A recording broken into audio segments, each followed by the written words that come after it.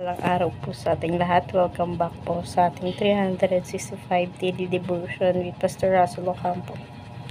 So, ang topic po natin for today is bakit ako, Kristiyano, at meron tayong concept na prophecy.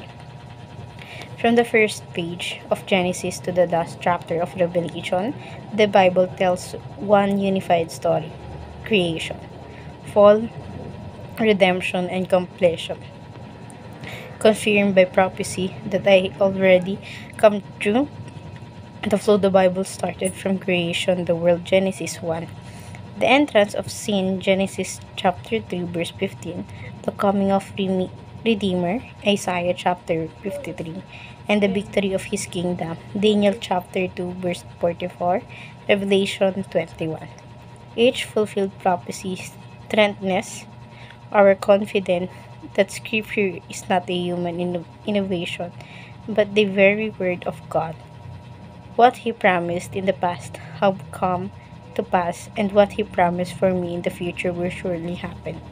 At ngayon naman po, share ko po yung mga natutunan ko sa naging topic po natin for today. Simulan po natin sa teaching. Pero bago po pala yun, makikita po pala natin ito sa Isaiah chapter 49 verse 9 to 10. O sabi po dito, remember the former things those of long ago. I am God and there is no other. I am God and there is none like me. I made known end of the beginning, from ancient times, what is still to come. I say, my purpose will stand and I will do that I please. Sa Tagalog po, inyong alalahanin ng mga dating bagay ng una sapagkat ako ay Diyos at walang iba. Ako ay Diyos at walang gaya ko na nagpapahayag sa wakas mula sa pasimula. At mula ng unang panahon at mga bagay na hindi pa nangyayari na nagsasabi, ang layunin ko ay magtatatag at gagawin ko lahat ang aking kaligayahan. At ngayon po, share ko na po yung mga natutunan ko sa naging topic natin for today. Simulan po natin sa teaching. First teaching, the Bible proven by fulfilled prophecies. So, yung Bible po pala, nag-declare siya ng mga katotohanan and yung mga proven na ibinigay ng mga propesya sa ating Panginoon. Ngayon naman sa second teaching, the center of all prophecies is Jesus. So, lahat para ng mga propesya ng hindi lang ng mga ibinigay or pinakitang propesya ng Panginoon sa Biblia ay lahat yung patungkol sa Kanya at siya yung nagiging sentro nun. Sa third teaching na tayo, the future is sealed in the pages of Bible. So, yung mga mangyayari pa po pala sa inaharap, na-secure na po pala siya ng Panginoon na kung saan meron siyang bahagi nun sa Biblia. At ngayon naman po, dadako na tayo sa ating application. First application, stand firm on the truth of the Bible. So, palagi tayong manatili at ipaglaban yung katotohanan na nasa loob ng Biblia. Sa second application po tayo, seek to know God, Christ, as you study the Bible. So, every time na nagpinag-aaralan natin yung Bible or gusto natin malaman kung ano ba yung nilalaman na Biblia, palagi tayong manghingi ng guidance sa Panginoon upang sa ganun, meron tayong maayos na pag-iisip at hindi magbigay ng distraction.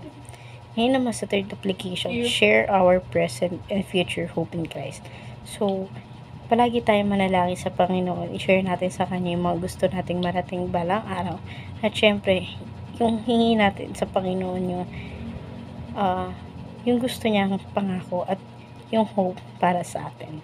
Ngayon naman, dako tayo sa ating discussion. How does fulfillment of God promises in the past given you confident about His promises? So, para sa akin, sobrang napufulfill ni God lahat ng mga pangako niya sa akin. Kasi kahit hindi ko man hinihiling lahat ng bagay na meron ako ngayon, patuloy niya parang binibigay at hindi niya ako pinababayaan. So, what have you learned from this devotion? Natutunan ko po sa devotion natin ngayon na si Lord ay ang lahat sa buhay natin. And syempre, nagiging Kristiyano tayo dahil sa Kanya. And how can you practically apply our devotion? So, may apply ko po sa sarili ko ang devotion na to sa pamagitan na kailangan ko pang mas pag-aralan yung malalim yung salita ng Diyos. So, sa ganun, malaman ko yung dahilan kung bakit nga ba ako naging Kristiyano. So, ayun lang po for our today's discussion. Thank you for watching.